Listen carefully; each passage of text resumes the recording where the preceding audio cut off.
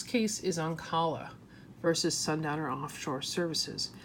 And this case is really, really important because it established that Title VII protections against sexual harassment, basically, in the workplace, could apply to men as well as women and could apply to same-sex workplace harassment.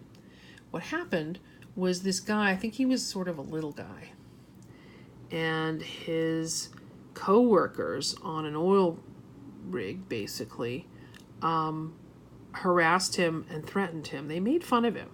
They basically they called him a girl and threatened to rape him, and they subjected him to all sorts of humiliating language and action. And he finally quit. He was afraid for his safety.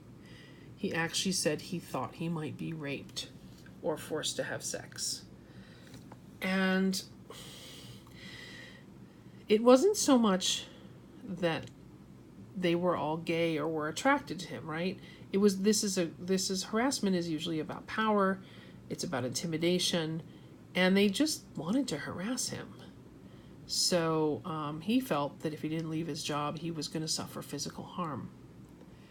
And so what's important about this case, first of all, Antonin Scalia is the one who writes this opinion. Now, you're going to hear lots of things about Antonin Scalia who recently deceased, about him being a rabid conservative. And he was conservative in many ways.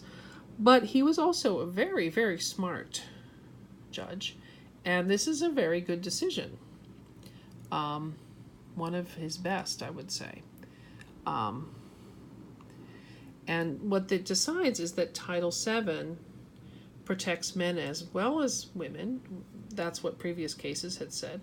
But also that it could extend to same-sex harassment as well as opposite-sex harassment. And that's really the most important thing about this case. That harassment can be experienced in many forms by differently gendered people. And women are not only subjected to sexual harassment.